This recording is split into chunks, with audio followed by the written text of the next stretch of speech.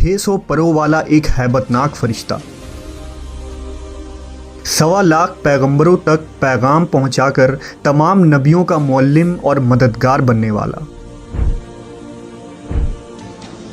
फरिश्ता जिब्राईल की तारीख क्या है? जिब्राईल मेराज की रात सिदरतुल मुंतहा तक जाकर क्यों रुक गए थे? हम इस वीडियो में फरिश्ता जिब्राईल के उन हक़ाइक़ को पेश करेंगे जो आपने इससे पहले कभी नहीं सुनी होगी। बहैसियत मुसलमान, फरिश्तों पर ईमान रखना हमारे ईमान का हिस्सा है। हर मुसलमान इकरार करता है कि वो ईमान लाया है अल्लाह पे, उसके फरिश्तों पे और उसकी किताबों पे और उसके रसूलों पे और क़यामत के दिन और मरने के बाद फिर ज़िंदा होने पे। इस्लाम में फ़रिश्ते आसमानों पर रहने वाली बरगुज़ीदा और बाबरकत ऐसे मखलूक हैं जो ख़ता से पाक और मासूम हैं। उनकी पैदाइश इंसानों से पहले हुई है। अल्लाह ने उनकी तख्लीक नूर से की है। वो अल्लाह की हम्दो सना बयान करते हैं और उसकी तरफ से आयद मुख्तलिफ़ ज़िम्मेदारियों पर मामूर है। अल्लाह ताला का पैगाम इंसानों तक पहुँचाना उन्हीं फ़रिश्तों के ज़िम्मे है।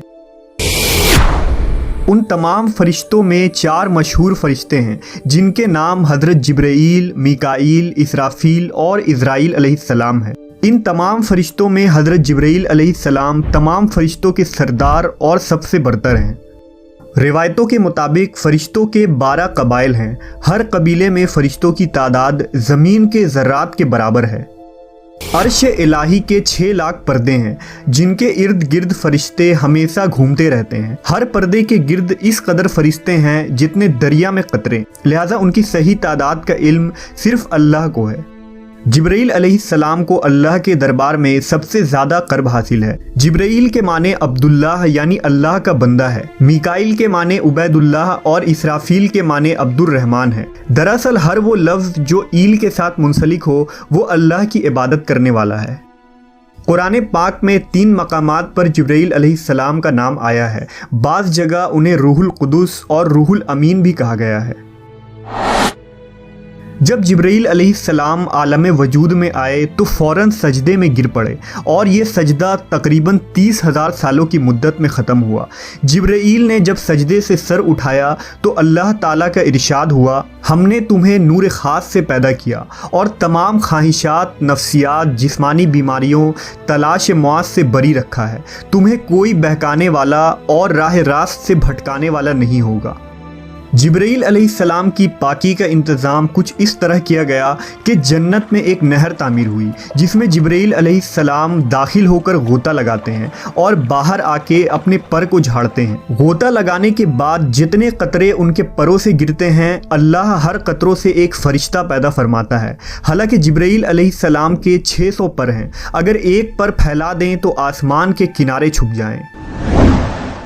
जब अल्लाह ने हज़रत आदम अलैहिस्सलाम को पैदा करना चाहा तो हज़रत जिब्राईल को हुक्म दिया था कि ज़मीन पर जाओ और मिट्टी लेकर आओ ताकि उससे आदम को तैयार किया जाए। लिहाजा जब हज़रत आदम अलैहिस्सलाम की तख्लीक हुई तो अल्लाह ने फ़रिश्तों को उनके आगे सजदा करने का हुक्म दिया। उस वक्त सबसे पहले सजदा करने वाले हज़रत जिब्राईल अलैहिस्सलाम थे। उनके बाद हज़रत मीकाईल, फिर हज़रत इसराफील और फिर हज़रत इज़राईल अलैहिस्सलाम ने सजदा किया। लिहाजा सबसे पहले सजदा करने की वजह से भी हज़रत जिब्राईल अलैहिस्सलाम को आला मकाम हासिल हुआ।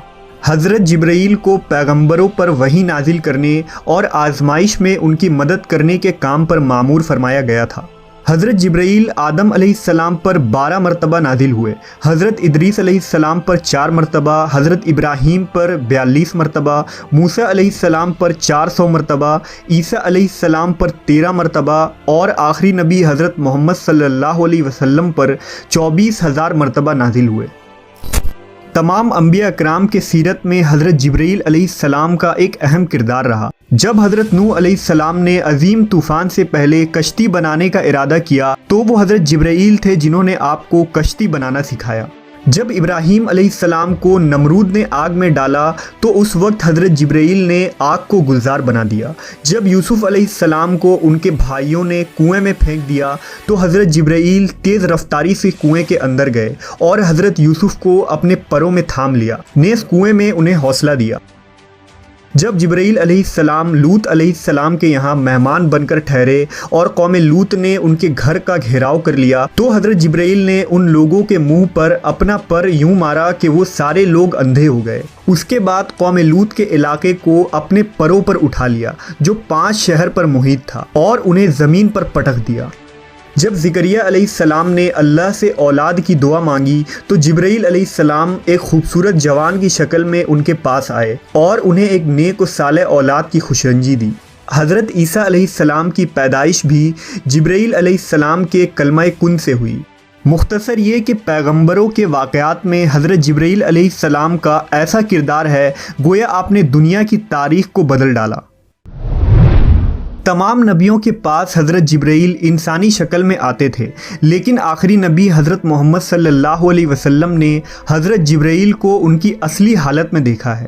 جبرائیل امین اور حضور صلی اللہ علیہ وسلم کی پہلی ملاقات کا واقعہ نہایت ہی دلچسپ ہے۔ دراصل حضور کو تنہائی پسند تھی اور آپ غار حرا میں جا کر عبادت کیا کرتے تھے، لہٰذا ایک دن غار حرا میں آپ عبادت میں مشغول تھے۔ اس اثنا میں آپ صلی اللہ علیہ وسلم کے پاس ایک فرشتہ آیا اور کہا پڑھو۔ آپ نے کہا میں پڑھ نہیں سکتا۔ فرشتے نے آپ کو سختی سے دبا دیا، پھر چھوڑ دیا اور کہا پڑھو۔ حضور نے کہا میں نہیں پڑھ سکتا۔ فرشتے نے دوسری مرتبہ دبایا، پھر چھوڑ دیا اور کہا پڑھو۔ حضور نے کہا میں نہیں پڑھ سکتا۔ تیسری دفعہ اس فرشتے نے آپ کو پھر دبایا اور چھوڑ دیا اور کہا اپنے اس پروردگار کا نام لے کر پڑھو جس نے انسان کو پیدا کیا۔ اس کے بعد آپ صلی اللہ علیہ وسلم گھر واپس آئے۔ آپ کا دل لرز رہا تھا۔ آپ اپنی زوجہ حضرت خدیجہ کے پاس آئے اور کہا مجھے کمبل اڑا دو، لہٰذا انہوں نے آپ کو کمبل اڑا دیا۔ جب آپ کی گھبراہٹ کچھ کم ہوئی تو آپ نے حضرت خدیجہ کو سارا واقعہ بتایا۔ اس کے بعد حضرت خدیجہ آپ صلی اللہ علیہ وسلم کو اپنے چچا زاد بھائی ورقہ بن نوفل کے پاس لے گئیں۔ ورقہ ان لوگوں میں سے تھے جو موحد تھے اور اہل مکہ کے شرک و بت پرستی سے بیزار ہو کر نصرانی ہو گئے تھے اور انجیل کا عبرانی زبان سے عربی میں ترجمہ بھی کیا تھا۔ وہ بہت بوڑھے اور نابینا ہو چکے تھے۔ حضرت خدیجہ نے ان سے کہا کہ بھائی جان آپ اپنے بھتیجے کی بات سنیے۔ ورقہ بن نوفل نے کہا کہ بتائیے آپ نے کیا دیکھا؟ حضور نے غار حرا کا پورا واقعہ بیان فرما دیا۔ یہ سن کر ورقہ بن نوفل نے کہا یہ تو وہی فرشتہ ہے جس کو اللہ تعالیٰ نے حضرت موسیٰ کے پاس بھیجا تھا۔ پھر ورقہ بن نوفل کہنے لگے کہ کاش میں آپ کے اعلان نبوت کے زمانے میں تندرست و جوان ہوتا، کاش میں اس وقت تک زندہ رہتا جب آپ کی قوم آپ کو مکہ سے باہر نکالے گی۔ یہ سن کر حضور نے فرمایا کہ کیا مکہ والے مجھے مکہ سے نکال دیں گے؟ تو ورقہ نے کہا جی ہاں، جو شخص بھی آپ کی طرح نبوت لے کر آیا لوگ اس کے ساتھ دشمنی پر کمر بستہ ہو گئے۔ وہ فرشتہ حضرت جبرائیل علیہ السلام تھے جو ہمیشہ نبی صلی اللہ علیہ وسلم کے حامی و مددگار بنے۔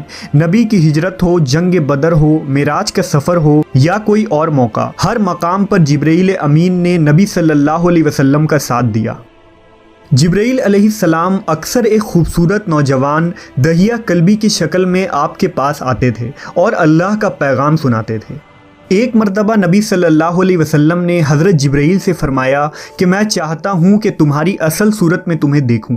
انہوں نے عرض کی آپ بقیع غرقد میں فلاں تاریخ کو مجھ سے ملاقات کریں، لہٰذا آپ اس دن وہاں تشریف لے گئے تو حضرت جبرائیل نے اپنے پروں سے ایک پر پھیلا دیا جس سے آسمان کا افق بھر گیا، یہاں تک کہ آسمان کی کوئی چیز بھی نظر نہ آتی تھی۔ ایک روایت کے مطابق ایک مرتبہ رسول اللہ صلی اللہ علیہ وسلم نے حضرت جبرائیل سے پوچھا اے جبرائیل ذرا یہ تو بتائیے کہ آپ کی عمر کتنی ہے؟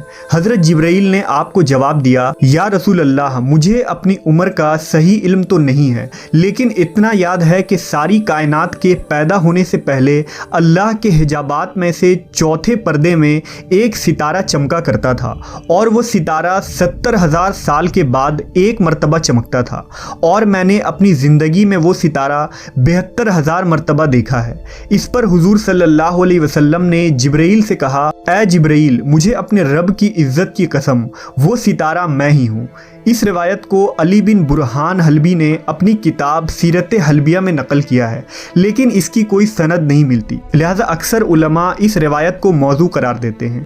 اللہ نے جبرائیل امین کو بے مثال خصوصیات اور بے انتہا طاقت و قوت سے نوازا ہے، لیکن اس کے بھی کچھ حدود ہیں۔ لہٰذا معراج کی رات جب نبی صلی اللہ علیہ وسلم سدرۃ المنتہا پر پہنچے تو حضرت جبرائیل وہیں رک گئے اور عرض کی کہ یا رسول اللہ، میں یہاں سے آگے نہیں جا سکتا، اگر میں ایک انگلی کے برابر بھی آگے بڑھوں تو جل کر خاکستر ہو جاؤں گا۔ انجیل و توریت میں حضرت جبرائیل کو گبریل کے نام سے ذکر کیا گیا ہے۔ کتاب دانیال اور لوکا میں حضرت جبرائیل کے متعلق تفصیلی ذکر موجود ہے۔ مشہور فلسفی ابن سینا نے حضرت جبرائیل کے ذات کے متعلق اپنی تحریر میں ایک لمبی بحث کی ہے اور یہ ثابت کرنے کی کوشش کی ہے کہ حضرت جبرائیل دیگر فرشتوں کی طرح نہیں، بلکہ انہیں روح کے ساتھ عقل بھی عطا کی گئی ہے جس کی کیفیت ماورا ہے۔ جبرائیل امین کے اندر وہ صلاحیتیں ہیں جو ایک عام فرشتے کے اندر موجود نہیں ہوتی۔